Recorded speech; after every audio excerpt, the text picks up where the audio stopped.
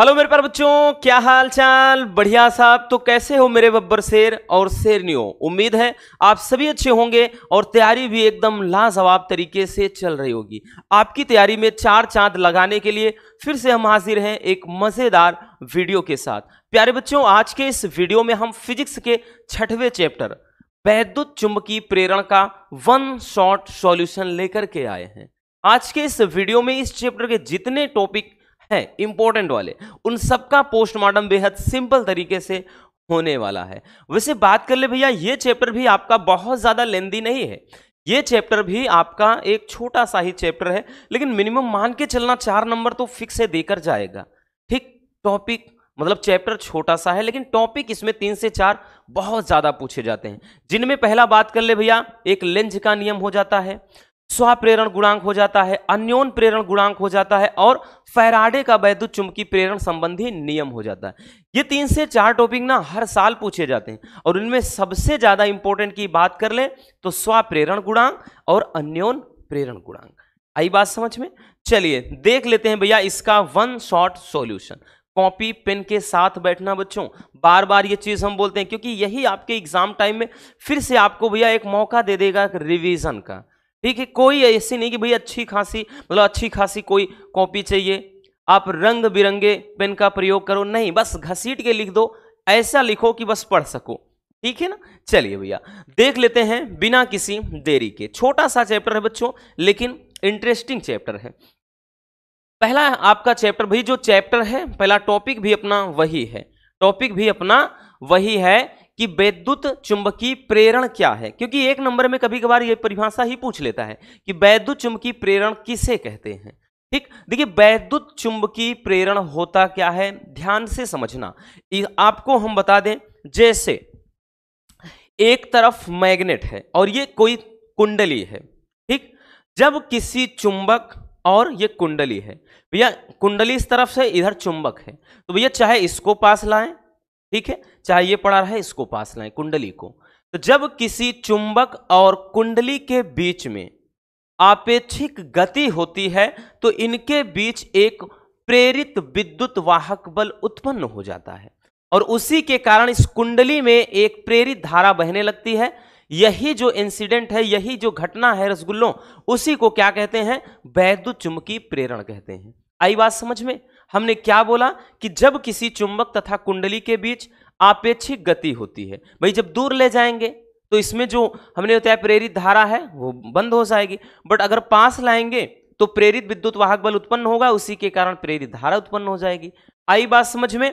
चलिए भैया, तो यहां पर परिभाषा आप देख सकते हैं कि जब किसी कुंडली तथा चुंबक के बीच में, बहुत ज्यादा मतलब डीपली नहीं जाना बच्चों, याद रखना कि जब किसी कुंडली या चुंबक, ठीक, मतलब तथा चुंबक के बीच में आपेक्षिक गति होती है तो इसके कारण उनके बीच एक क्या होता है भैया, विद्युत वाहक बल उत्पन्न हो जाता है, जिससे क्या होता है कि कुंडली में एक प्रेरित धारा उत्पन्न हो जाती है और इस घटना को ही वैद्युत चुंबकीय प्रेरण कहा जाता है। आई बात समझ में? कोई दिक्कत नहीं हुई ना? तो यहां पर समझ लेते हैं, जैसे भैया हमने क्या बताया कि एक मैग्नेट ले लेते हैं, इधर मान लेते हैं कोई मैग्नेट है, ठीक, इसके जो पोल हैं नॉर्थ साउथ यानी ध्रुव हैं, और इधर क्या है भैया कि एक तरफ हम कोई कुंडली मान लेते हैं कि इधर कोई कुंडली है। ठीक है, इधर क्या है, कोई कुंडली है। ठीक, तो हमने क्या बताया कि जब किसी, ये इधर क्या है भैया, तो इधर एक कुंडली है और ये क्या है, एक चुंबक है। ठीक, तो भैया हमने परिभाषा में क्या बताया कि जब किसी कुंडली तथा चुंबक के बीच में आपेक्षिक गति होती है, मतलब हमने बताया भैया कि चाहे इसको इसके करीब लाएं चाहे इसको इसके, ठीक, इन जब पास में लाते हैं बच्चों तो इनके बीच एक आपेक्षिक गति हम कराते हैं, तो इसके कारण होता क्या है कि इसमें इसके बीच एक विद्युत वाहक बल उत्पन्न हो जाता है और विद्युत वाहक बल उत्पन्न होने की इसी घटना को ही क्या कहते हैं भैया, वैद्युत चुंबकीय प्रेरण कहते हैं। जब इनको अपन दूर कर लेंगे तो इसमें जो विद्युत वाहक बल है वो समाप्त हो जाएगा, अर्थात प्रेरित धारा क्या हो जाएगी भैया, बंद हो जाएगी। बट अगर फिर से करीब लाते हैं तो क्या होता है, उसका मान बढ़ने लगता है। ठीक है, तो सिंपल सा लॉजिक है, मतलब बहुत ज्यादा डीपली नहीं जाना, बस इतना समझना है बस कि जब चुंबक और कुंडली के बीच आपेक्षिक गति होती है तो इनके बीच एक विद्युत वाहक बल उत्पन्न हो जाता है, जिसके कारण एक प्रेरित धारा उत्पन्न हो जाती है कुंडली में। ठीक है, यही घटना है वैद्युत चुंबकीय प्रेरण। आई बात समझ में? चलिए स्क्रीनशॉट कर लीजिए। हो गया भैया?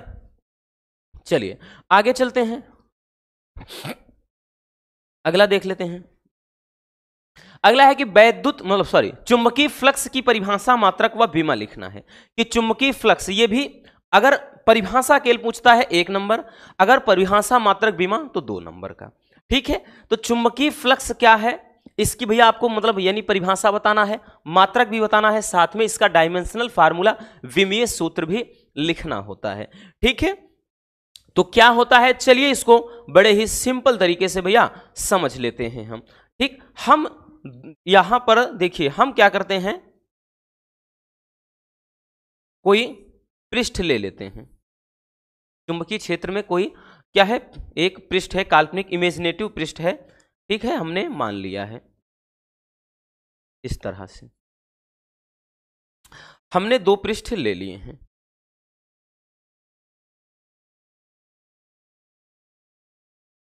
ठीक है, अब ध्यान से समझना, ये क्या है कि मान लेते हैं कि एक मैग्नेटिक फील्ड यानी चुंबकीय क्षेत्र में एक पृष्ठ रखा है, एक काल्पनिक पृष्ठ है। तो चुंबकीय क्षेत्र में रखे किसी पृष्ठ के लंबवत गुजरने वाली यानी इसके लंबवत गुजरने वाली जो चुंबकीय बल रेखाएं होंगी वही क्या है, चुंबकीय फ्लक्स। याद करो वो दिन वैद्युत फ्लक्स वाले में, पहले चैप्टर में क्या बताया था, वैद्युत फ्लक्स था। वहां पर क्या था कि वैद्युत क्षेत्र में स्थित किसी पृष्ठ से अभिलंबोत गुजरने वाली वैद्युत बल रेखाओं की संख्या को ही वैद्युत फ्लक्स कहते हैं। बट यहां पर मैग्नेट को याद कर रहा है तो सेम परिभाषा होगा, जहां वैद्युत वहां चुंबक। तो यहां पर क्या है कि किसी चुंबकीय क्षेत्र में स्थित किसी काल्पनिक पृष्ठ के विलंबोत गुजरने वाली चुंबकीय बल रेखाओं की जो संख्या है वही क्या कहलाएगी बबुआ, चुंबकीय फ्लक्स कहलाएगी। ठीक है, तो जैसे यहां पर क्या है भैया, कोई मान लेते हैं इस तरह से चुंबकीय बल रेखाएं क्या है, निकल रही हैं। ठीक है, इस तरह से।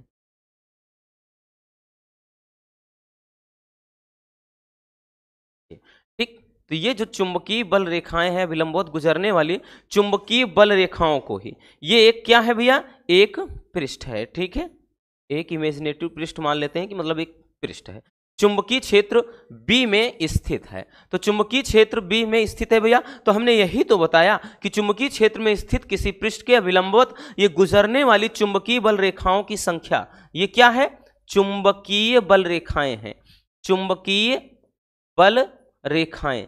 तो चुंबकीय बल रेखाओं की संख्या को ही क्या कहेंगे बच्चों, हम बोल देंगे भैया चुंबकीय फ्लक्स। ठीक है, चुंबकीय फ्लक्स हो जाएगा। और यहां पर क्या है, अगर मान लेते हैं कि भैया चुंबकीय बल रेखाओं को मतलब किसी कोण पर अगर हम गुजारें इस तरह से, ठीक है, इस तरह से,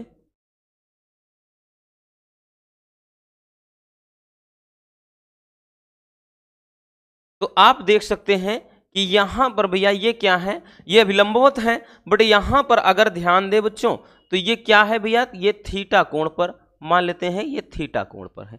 ठीक है, तो ऐसे केसेस में अब फार्मूला अगर देखें तो इसके लिए हो जाता है बच्चों फाई। अब देखो इसको फाई से दर्शाते हैं, वहां फाई ए होता था, ठीक, वहां पे मतलब सॉरी फाई ई होता था वैद्युत फ्लक्स में, बट यहां पे फाई बी लिख सकते हैं या फाई अकेले लिखेंगे।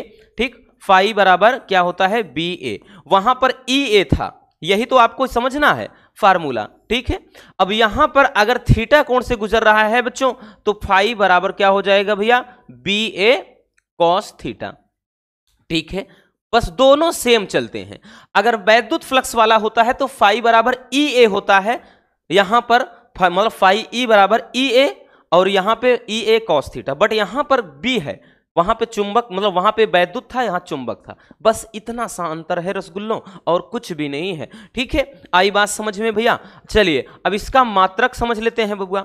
इसका मात्रक क्या है, तो भैया मात्रक भी जानना जरूरी है, डायमेंशनल फार्मूला, विमा भी जाना, और कभी कभी राशि पूछ लेता है तो राशि भी हम देख लेते हैं। ठीक, राशि भी हम समझ लेते हैं। अब ध्यान से समझना बच्चों, तो इसका मात्रक क्या होता है? तो भैया मात्रक हो जाता है वेबर। क्या होता है बच्चों? Weber. Dimensional formula ml square t की पावर -2 a की पावर -1।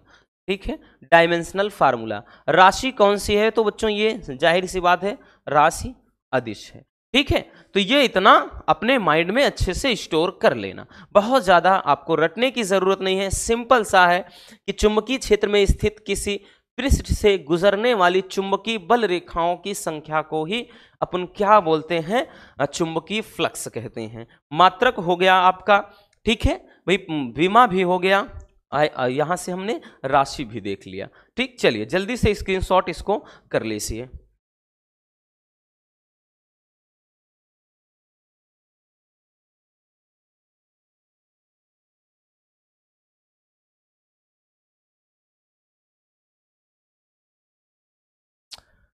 हो गया ना बच्चों?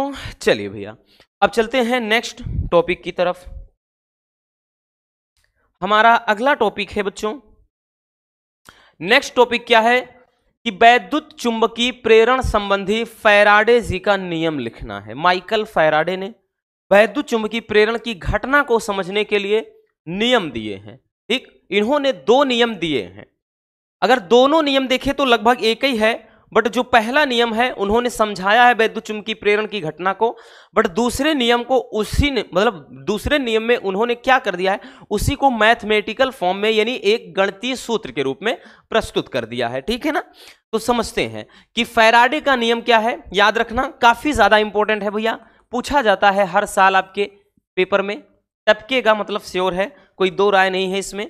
ठीक है, कि वैद्युत चुंबकीय मतलब प्रेरण संबंधी फैराडे का नियम, माइकल फैराडे ने वैद्युत चुंबकीय प्रेरण संबंधी 2 नियम प्रस्तुत किए हैं। पहला नियम सबसे पहले जानते हैं कि प्रथम नियम क्या है। देखिएगा भैया, पहले नियम में इन्होंने क्या कहा कि जब किसी परिपथ से बद्ध चुंबकीय फ्लक्स के मान में परिवर्तन होता है तो परिपथ में एक प्रेरित विद्युत वाहक बल उत्पन्न हो जाता है तथा इसके कारण परिपथ में क्या है भैया, एक प्रेरित धारा उत्पन्न हो जाती है तथा यह धारा तब तक प्रवाहित होती है जब तक कि चुंबकीय फ्लक्स के मान में परिवर्तन होता रहता है। देखिए ऐसे देखने में तो आपको लगेगा कि भैया ये बहुत ज्यादा लंबा है, इतना कैसे रटे, कुछ नहीं समझना है। हमने क्या बताया कि जब किसी परिपथ से बद्ध चुंबकीय फ्लक्स में, इसके पहले भाई चुंबकीय फ्लक्स के ही मान में परिवर्तन था। ठीक है, तो चुंबकीय फ्लक्स के जब मान में परिवर्तन होता है तो कुंडली में एक प्रेरित विद्युत वाहक बल या प्रेरित धारा उत्पन्न होगी। यह चीज हमने वैद्युत चुंबकीय प्रेरण की घटना में भी समझा है। ठीक है, और इसी के कारण क्या है, एक धारा उत्पन्न हो जाती है और यह धारा तब तक कह रहा है प्रवाहित होगी जब तक कि चुंबकीय फ्लक्स के मान में परिवर्तन होगा। अर्थात जैसे ही चुंबकीय फ्लक्स के मान में परिवर्तन होना बंद हो जाएगा, धारा रुक जाएगी। ठीक है, जैसे समझते हैं भैया इसको भी एक फिगर के माध्यम से, यह भी सेम आपका उसी तरीके से। जैसे भैया एक हम क्या करते हैं, मैग्नेट, एक मैग्नेट ले लेते हैं, इसमें भी ये एक चुंबक है और यहां पर क्या कर रहे हैं भैया, हम क्या कर रहे हैं कि यहां पर कोई कुंडली है इस तरह से। ठीक, और यहां पर गुजर रही हैं चुंबकीय बल रेखाएं। ठीक, तो भैया ये चुंबकीय बल रेखाएं प्रवाहित हो रही हैं इस तरह से। ठीक है, अब ये चुंबकीय बल रेखाएं गुजर रही। अभी तक हमने क्या देखा, यही तो समझा कि जब किसी कह रहा है कि परिपथ से बद्ध चुंबकीय फ्लक्स के मान में, भाई हमने ये चीज ऑलरेडी देख रखा है कि जब किसी चुंबक और कुंडली को अपन पास लाते हैं तो इनके बीच मतलब अपेक्षिक गति कराते हैं तो इनके बीच एक प्रेरित विद्युत वाहक बल उत्पन्न होता है। ये हमने विद्युत चुंबकीय प्रेरण घटना में भी समझा है। तो कहने का मतलब ये चुंबकीय फ्लक्स जो रेखाएं हैं ये प्रवाहित होती रहती हैं, अर्थात इस चुंबक के कारण, ये भैया एक क्या है, चुंबक है, इस चुंबक के कारण इस कुंडली में क्या होता है, हलचल उत्पन्न होगा।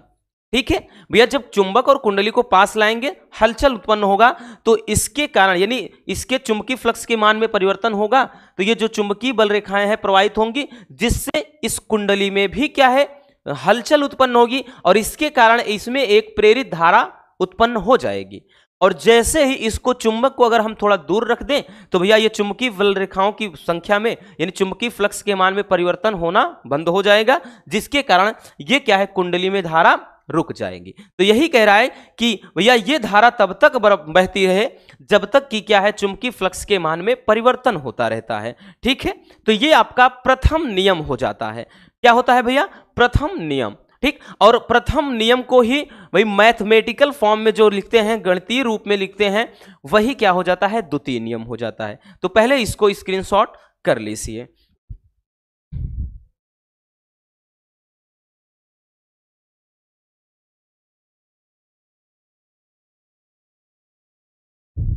हो गया बच्चों, चलिए अब चलते हैं भैया आगे। अब दूसरा नियम समझते हैं। दूसरा नियम क्या कहता है कि इस नियम के अनुसार प्रेरित विद्युत वाहक बल का मान जो है चुंबकीय फ्लक्स के परिवर्तन के ऋणात्मक दर के बराबर होता है। ध्यान से समझना, ये जो दूसरा नियम कहता है बबुआ, ये क्या कहता है, तो दूसरा नियम बोलता है, कह रहा है इस नियम के अनुसार प्रेरित विद्युत वाहक बल, प्रेरित विद्युत वाहक बल को भैया ई से लिखते हैं। जो प्रेरित विद्युत वाहक बल है वो कह रहा है चुंबकीय फ्लक्स, चुंबकीय फ्लक्स को अपन डेल्टा फाई लिख सकते हैं। ठीक, के परिवर्तन के ऋणात्मक दर, दर का मतलब यहां पे डेल्टा टी लिख सकते हैं भैया।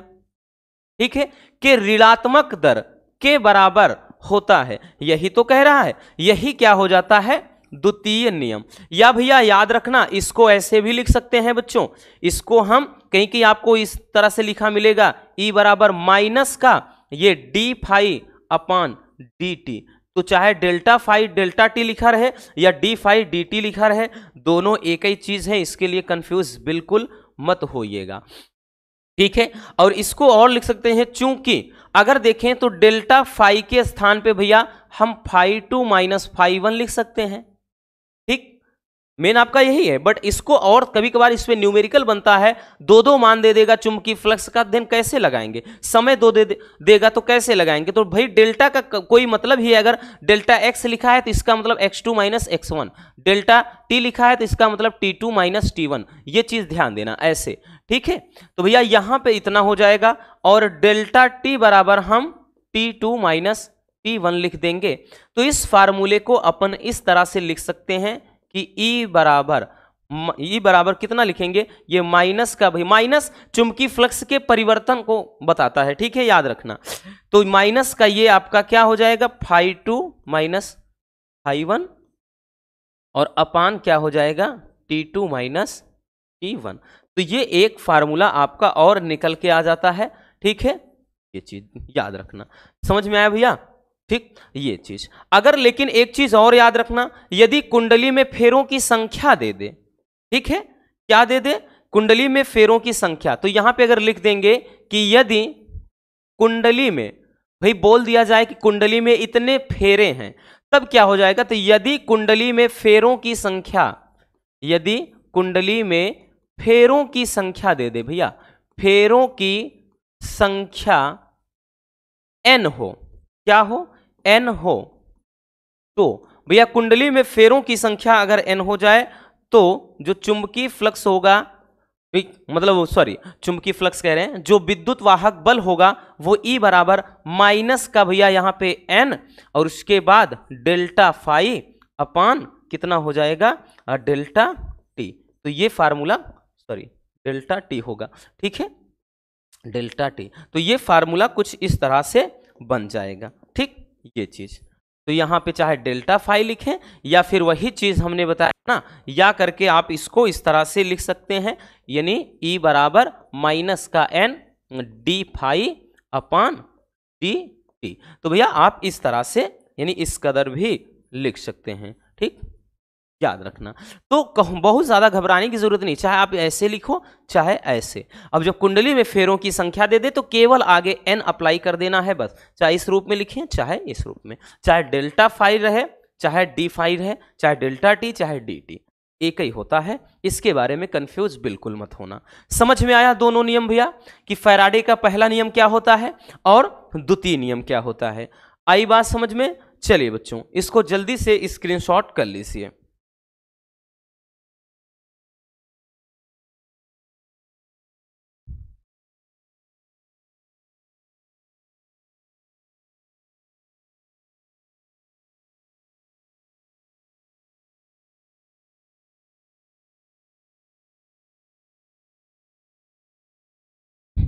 हो गया ना। चलिए आगे चलते हैं भाई, आगे देखते हैं।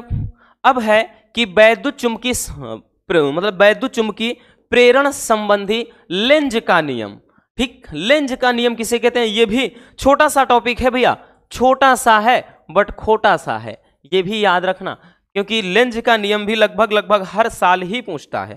ठीक, इसलिए बोल रहे हैं ये भी काफी ज्यादा इंपॉर्टेंट है। देखिए लेंज का, यहां पे लेंस लिखा है, ठीक, लेंज होगा।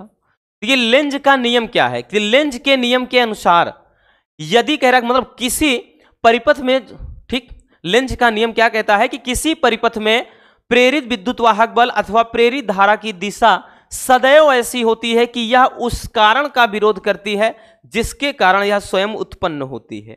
मतलब एक कहावत आपने सुना है भैया कि जिस पत्तल में खाओ उसी में छेद कर दो, तो समझो ये विश्वासघात है भाई। जिस पतरी में आपने खाया उसी में छेद कर दिया। कहने का मतलब जिसने पाल पोस कर आपको मान लेते हैं बड़ा किया, और आप बड़े होते ही उसके खिलाफ विरोध करना शुरू कर दो, ठीक, उसके खिलाफ जंग छेड़ दो, तो ये हो जाता है लेंज का नियम।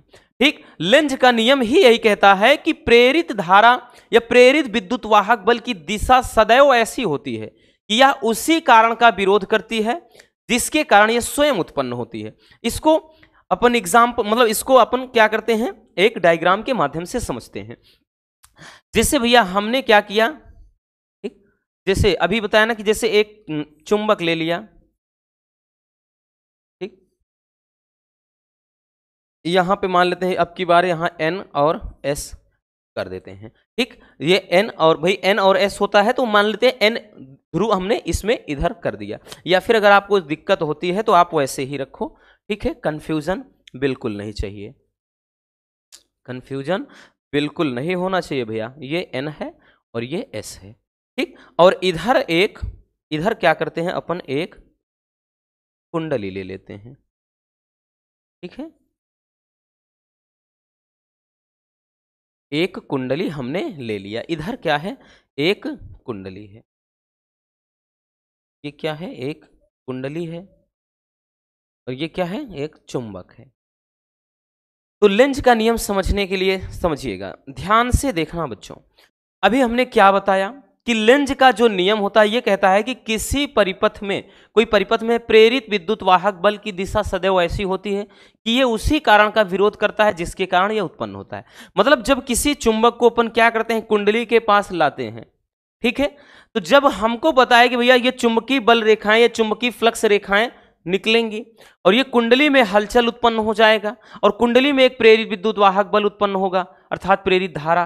तो इस धारा की दिशा वही कह रहा है ऐसी होगी कि ये उसी कारण का विरोध करेगी जिसके कारण उत्पन्न हो। मतलब जैसे ये अगर मान लेते हैं कि उत्तरी ध्रुव कुंडली के ये करीब है, तो ये कुंडली का ये वाला जो सिरा होगा, ये वाला भी कहीं ना कहीं उत्तरी ध्रुव की तरह बर्ताव करने लगेगा। मतलब ये जो है खुद उत्तरी ध्रुव बन जाएगा। ठीक है, यही होता है। अभी देखो हमने क्या बताया कि भाई कह रहा है कि जिसके कारण ये उत्पन्न होता है, जैसे ये उत्तरी ध्रुव इसके पास लाएंगे तो चुंबकीय फ्लक्स में रेखाओं में परिवर्तन होगा, तो इसके कारण इसमें एक प्रेरित विद्युत वाहक बल या प्रेरित धारा उत्पन्न होगी। तो ये जो सिरा होता है कुंडली का अर्थात जो उत्तरी ध्रुव की तरफ होता है, ये भी क्या है, एक उत्तरी ध्रुव बन जाता है अर्थात उत्तरी ध्रुव की तरह रिएक्ट करता है। ठीक है, मतलब इसकी दिशा वैसी होगी कि ये उसी का विरोध कर रहा है, क्योंकि भैया ये खुद उत्तरी ध्रुव बन जाएगा तो ये उसी का विरोध कर रहा है जिसके कारण ये उत्पन्न हो रहा है। तो यही क्या है, नियम होता है लेंज का नियम। बहुत ज्यादा मतलब आपको गहराई में जाने की जरूरत नहीं है। ठीक है, हम सबका मकसद बस एक ही है, क्या है भैया, यूपी बोर्ड 2025, या फिर आप अदर बोर्ड वाले भी हैं तब भी कोई दिक्कत ना। ठीक है, क्योंकि भाई लगभग जो चैप्टर होते हैं, टॉपिक होते हैं, मिलते जुलते ही रहते हैं। एक मिनट भाई, एक मिनट। हेलो, हाँ ऊपर है, आ रहे हैं कुछ देर में। हाँ ऊपर है छत पे।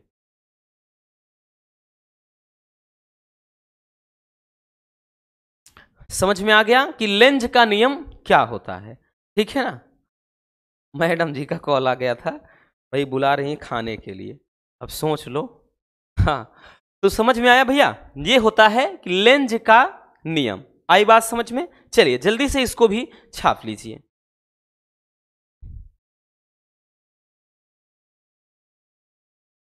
हो गया बच्चों। चलिए अब चलते हैं नेक्स्ट टॉपिक पर। अगला है भैया स्वप्रेरण गुणांक। क्या होता है बच्चों स्वप्रेरण गुणांक, और उससे पहले स्वप्रेरण भी समझना है, ठीक है। स्वप्रेरण कभी कभार पूछ लेता है कि स्वप्रेरण क्या है, और कभी कभार तो स्वप्रेरण गुणांक, कभी कभार क्या स्वप्रेरण गुणांक तो हमेशा पूछता है। तो स्वप्रेरण गुणांक को समझना है और स्वप्रेरण दोनों घटनाओं को समझना है, साथ में इसकी भैया मतलब वो क्या कहते हैं इसका मात्रक और विमा भी देखना है। तो सबसे पहले अपन जान लेते हैं कि स्वप्रेरण किसे कहते हैं। अब देखिए स्वप्रेरण की घटना एक कुंडली में होती है और अन्योन प्रेरण होता है उसके बीच दो कुंडली का। समझना परिभाषा बड़ी लाजवाब है कि किसी चुंबकीय मतलब किसी कुंडली से संबद्ध चुंबकीय फ्लक्स के मान में परिवर्तन होने पर इस कुंडली में प्रेरित विद्युत वाहक बल उत्पन्न हो जाता है। इस घटना को ही स्वप्रेरण कहते हैं। जैसे समझिए कि भैया कोई कुंडली हम ले रहे हैं, देखिए हम क्या करते हैं भैया, एक सबसे पहले कुंडली ले लेते हैं जिसमें मान लिया एक कुंजी के जोड़ दिया और एक सेल हमने इसमें जोड़ दिया, ठीक है।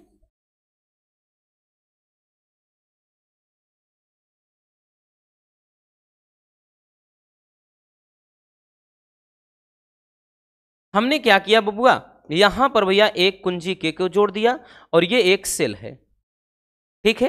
एक ये क्या है भैया, सेल है। और इसमें जैसे ही धारा प्रवाहित करेंगे हमको मालूम है कि भैया क्या होता है कि इस कुंडली में एक प्रेरित धारा उत्पन्न हो जाएगी, ठीक है। और उसके बाद अगर मान लेते हैं कि इसका मापन करने के लिए भैया हम क्या कर देते हैं, यहां पर एक वैद्युत बल्ब लगा देते हैं, ठीक है। एक वैद्युत बल्ब क्या है भैया लगा देते हैं, ठीक है।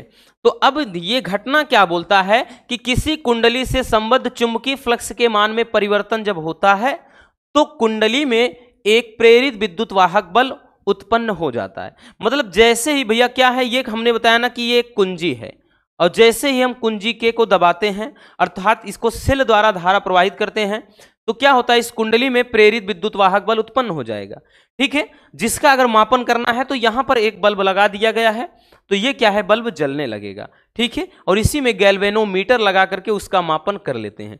तो ये घटना क्या कहलाती है, ये घटना कहलाती है स्वप्रेरण, ठीक है। स्वप्रेरण आई बात समझ में, बहुत सिंपल सी परिभाषा है, स्क्रीनशॉट कर लीजिए, ठीक। अब सबसे ज्यादा जरूरी बच्चों इसमें स्वप्रेरण गुणांक होता है, तो अपन अब समझते हैं भैया स्वप्रेरण गुणांक को। अब देखिए बच्चों स्वप्रेरण गुणांक क्या है, देखिए स्वप्रेरण गुणांक किसे कहते हैं कि किसी कुंडली का जो स्वप्रेरण गुणांक होता है उस प्रेरित विद्युत वाहक बल के संख्यात्मक मान के बराबर होता है जो कि उसी कुंडली में धारा परिवर्तन की दर एकांक होने पर उत्पन्न होता है।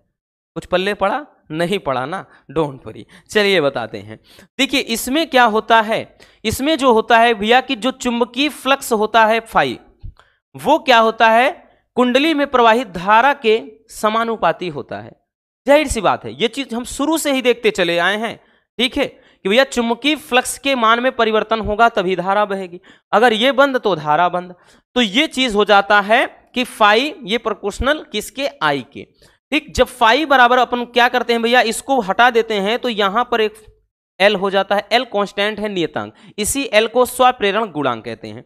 अब क्या कर देते हैं भैया, अब इसका करते हैं अवकलन, तो लिखेंगे बच्चों अवकलन करने पर, अवकलन करने पर, ठीक। पूरा फार्मूला कैसे आता है पूरा हम आज बताएंगे बच्चों। जब अवकलन कर देंगे भैया तो ये हो जाएगा डी फाई अपान डी टी बराबर, यहां पे भी क्या हो जाएगा डी बाई यहां पे डी टी और ये एल इंटू आई है, ठीक है।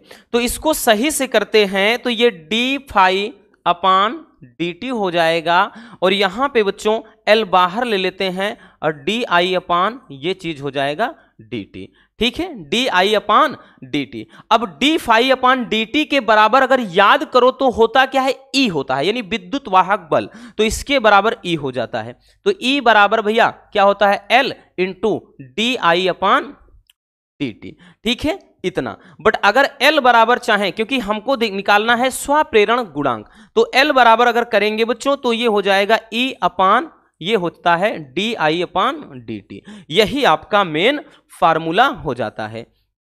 एक मिनट, यही क्या हो जाता है भैया, आपका मेन फार्मूला हो जाता है।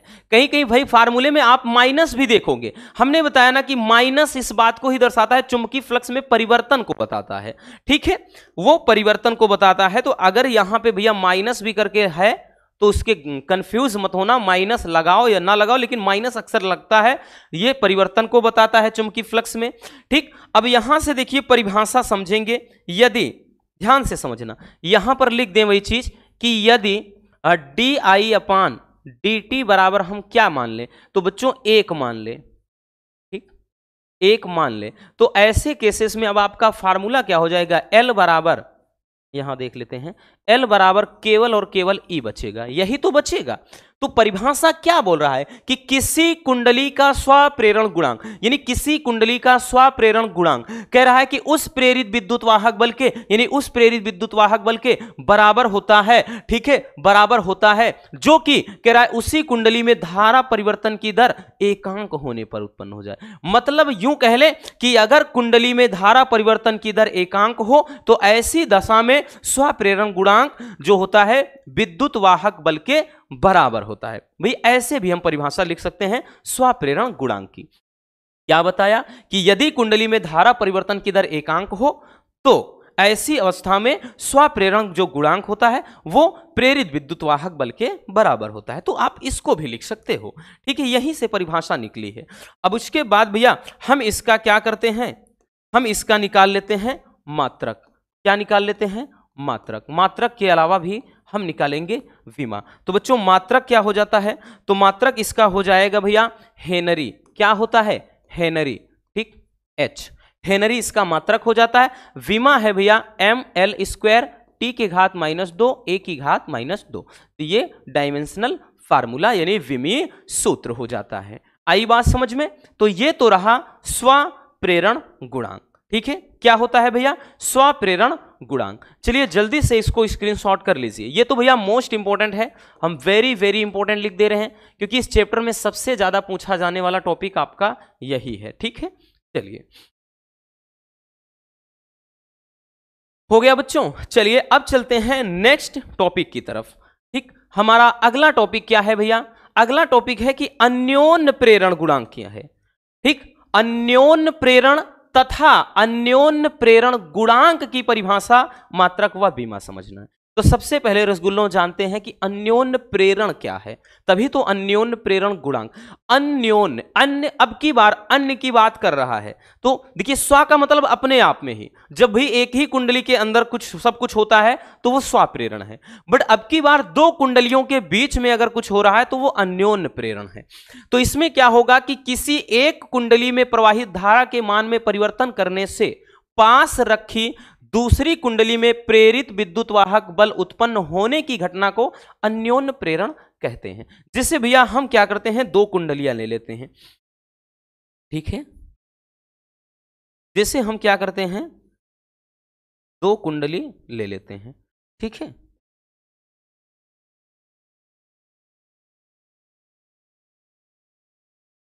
ये एक कुंडली हो गया और एक कुंडली हम क्या करते हैं भैया, इधर ले, ठीक है। ये कुंजी के है, ये सेल है, ठीक, RH। अब देखिएगा, अब यहां पे ध्यान से समझना, हमने क्या बताया अभी, अब की बार दो कुंडली है, दो कुंडलियां हैं कि जैसे कह रहा है कि किसी एक कुंडली में धारा प्रवाहित करने पर, जैसे सेल के द्वारा अगर धारा प्रवाहित किया जा रहा है इसमें, तो भैया इसके कारण क्या होगा, इस कुंडली में भी हलचल उत्पन्न हो जाएगी, ठीक। हमने बताया क्योंकि दो कुंडलियां पास पास जब रखी जाती हैं भैया तो किसी एक कुंडली में धारा के मान में परिवर्तन करने से पास रखी दूसरी कुंडली में भी क्या होगा, प्रेरित विद्युत वाहक बल उत्पन्न हो जाएगा और उसको अपन यहां पे गैल्वेनोमीटर के द्वारा मापेंगे कि कितना होता है। ये जो घटना होती है इसी घटना को कहते हैं अन्योन्य प्रेरण, ठीक है, कि जब क्या होता है बच्चों कि एक कुंडली में प्रवाहित धारा के मान में परिवर्तन करते हैं तो पास रखी दूसरी कुंडली में भी क्या होता है, विद्युत वाहक बल उत्पन्न हो जाता है। भाई जैसे ही इस कुंडली को हटा लेंगे इसमें क्या है, बिल्कुल भी धारा नहीं बहेगी, अर्थात रुक जाएगी। तो ये जो घटना होती है इसको कहते हैं क्या, अन्योन्य प्रेरण। अब जानेंगे कि अन्योन्य प्रेरण गुणांक क्या होता है। ठीक है, तो भैया पहले इसको स्क्रीनशॉट कर लीजिए। हो गया बच्चों, चलिए भैया अब समझते हैं अन्योन्य प्रेरण गुणांक। अन्योन्य प्रेरण गुणांक को समझते हैं। देखिए अन्योन्य प्रेरण गुणांक क्या है कि दो कुंडलियों का अन्योन्य प्रेरण गुणांक किसी दूसरी कुंडली में प्रेरित कह रहा है कि उस विद्युत वाहक बल के बराबर होता है जो प्राथमिक कुंडली में धारा परिवर्तन की दर एकांक होने पर उत्पन्न होता है। इससे भी परिभाषा नहीं दिमाग में, ये भी नहीं घुसी, डोंट वरी, हम है ना, टेंशन बिल्कुल नहीं। इसमें क्या कह रहा है, चलिए अब इसको हम समझते हैं मैथमेटिकल फॉर्म में। तो भैया क्या होता है, इसमें जो होता है बच्चों की द्वितीय कुंडली में जो चुंबकीय फ्लक्स, मतलब जो द्वितीय कुंडली का चुंबकीय फ्लक्स होता है वो प्राथमिक कुंडली में प्रवाहित धारा के अनुक्रमानुपाती होता है। यही तो कह रहा है कि भैया जब प्राथमिक वाली कुंडली में धारा का प्रवाह होगा तो दूसरी कुंडली के चुंबकीय फ्लक्स के मान में परिवर्तन होगा, अर्थात उसमें एक प्रेरित धारा उत्पन्न हो जाएगी। ठीक है, जब इसको भैया हम कर दे हैं φ2 बराबर, जब बराबर लगाएंगे तो अब की बार यहां पे m आ जाएगा इंटू I1। m क्या है, तो m अन्योन्य प्रेरण गुणांक है, वहां पर L था तो स्वप्रेरण गुणांक। अब इसमें भी वही लॉजिक लगाएंगे भैया कि अवकलन करने पर, क्या करने पर रसगुल्लों, अवकलन करने पर। तो भैया अवकलन करने पर अवकलन कर देते हैं, तो चलिए देखते हैं भैया क्या हो जाएगा, ये हो जाएगा d φ2 अपान dt बराबर क्या हो जाएगा, देखिए यहां पर है कि d बाई dt, क्योंकि t के सापेक्ष हो रहा है। ठीक, और यहां पे है भैया m इंटू I1, या फिर इसको d φ2 अपान dt बराबर करेंगे तो m बाहर ले लेते हैं बच्चों, तो di1 अपान dt बन गया। अब φ2 मतलब ये d फाई अपान dt e बराबर होता है, बट यहां पे d φ2 अपान है तो भैया यहां पे हो जाएगा अब की बार e2 बराबर, ये फार्मूला क्या है बच्चों, m, उसके बाद ये di1 अपान dt, बट हमको चाहिए m बराबर, तो m बराबर हम जब करेंगे तो ये रहेगा आपका e2 और नीचे ये चला आएगा तो di1 अपान dt, यही क्या हो जाता है फार्मूला। देखिए आपका भाई बुक में कहीं कहीं यहां पे हमने बताया ना कि डेल्टा I1 अपान डेल्टा टी लिखा रहेगा, यहां पे भैया जहां डेल्टा ये फाई अपान डेल्टा टी रहेगा, तो इसके बारे में ना कंफ्यूज होना, क्योंकि ये पहले भी बता चुके हैं। अब देखिए बच्चों फार्मूला में भैया कहीं कहीं माइनस भी ऐसे आपको दिखेगा, तो माइनस बता दिया ना, इस बात को दर्शाता है चुंबकीय फ्लक्स परिवर्तन में को बताता है। ठीक है, इतना। अब इसी में बच्चों देखिए वही चीज हम लगा देते हैं इसमें भी कि यदि भैया कि di1 अपान dt के बराबर हम 1 मान ले, ठीक, इसके बराबर हम अगर 1 मान ले तो ये फार्मूला आपका क्या बन जाएगा, m बराबर केवल e2 बन जाएगा, है ना, m बराबर केवल e2, क्योंकि इसके बराबर 1। अब यहीं से तो परिभाषा बनी है। परिभाषा क्या कहता है कि दो कुंडलियों का जो अन्योन्य प्रेरण गुणांक यानी m होता है, कह रहा है कि भैया दूसरी कुंडली में प्रेरित विद्युत वाहक बल के बराबर होता है, तो दूसरी कुंडली में प्रेरित विद्युत वाहक बल के बराबर होता है जबकि प्राथमिक कुंडली में धारा परिवर्तन की दर एकांक हो। जबकि प्राथमिक कुंडली का मतलब I, यहां पे ये I क्या है, 1, यही तो दर्शा रहा है कि प्राथमिक कुंडली में धारा, इसकी परिवर्तन की दर एकांक हो। ठीक, तो यूं कह सकते हैं एक सरल शब्दों में भी परिभाषा कि यदि प्राथमिक कुंडली में धारा मतलब परिवर्तन की दर एकांक हो, क्या बताया कि प्राथमिक कुंडली में धारा परिवर्तन की दर एकांक हो, तो ऐसी अवस्था में कुंडली का जो अन्योन्य प्रेरण गुणांक होता है वो दूसरी कुंडली के विद्युत वाहक बल के बराबर होता है। ठीक, समझ में आया, फिर से सुन लेते हैं। हमने क्या बताया कि यदि प्राथमिक कुंडली में धारा परिवर्तन की दर एकांक हो तो अन्योन्य प्रेरण गुणांक दूसरी कुंडली के विद्युत वाहक बल के बराबर होता है। सीधी सी बात, कोई झंझट मतलब कोई भी झंझट है नहीं। अब भैया इसमें भी मात्रक की अगर बात कर लें, मात्रक व विमा बात कर ले तो सेम रहेगा भैया, मात्रक और विमा थोड़ी ना चेंज हो जाएगा। मात्रक आपका हेनरी ही रहेगा बच्चों, ठीक है, हेनरी ही रहेगा, और उसके बाद विमा आपका m एल स्क्वायर टी के घात -2 ए की घात -2, ये आपका डायमेंशनल फार्मूला हो जाएगा। ठीक है, आई बात समझ में? तो ये हो जाता है अन्योन्य प्रेरण गुणांक। चलिए जल्दी से इसको छाप लीजिए। हो गया भैया। तो बस आज के इस वीडियो में इतना ही। ये चैप्टर टोटली आपका फिनिश हो जाता है। एक आध टॉपिक और है जिसमें कुंडली में संचित स्थितिज ऊर्जा के लिए जैसे एक फार्मूला होता है भैया, U बराबर 1/2 LI²। ये कभी कभार आता है बट इतना ज्यादा इंपॉर्टेंट नहीं, कभी कभार इसमें न्यूमेरिकल बन जाता है, यहाँ I0² भी कहीं कहीं लिखा होता है। ठीक, बट इसको हम उतना ज्यादा इंपॉर्टेंट नहीं समझ रहे हैं, ठीक है, इसलिए इसको नहीं देख रहे हैं। बाकी इसको अलग से बना दिया है। ठीक, तो ये आपका पूरा चैप्टर फिनिश हो जाता है, क्योंकि हमारा सिर्फ एक ही मकसद है कि भाई पढ़ो वही जो पेपर में आए। हमारा अभी टारगेट केवल बोर्ड एग्जाम है, आगे के बारे में भी बाद में सोचना है, पहले जो सामने है उसको देख लें। ठीक, बस मिलते हैं किसी और ऐसे शानदार टॉपिक के साथ। वीडियो पसंद आई हो तो प्यार से लाइक जरूर कर देना, नए हैं तो चैनल को सब्सक्राइब जरूर कर लीजिए। Love you, bye bye, take care. और हाँ, एक प्यारा सा कमेंट बॉक्स में छोड़ दीजिएगा।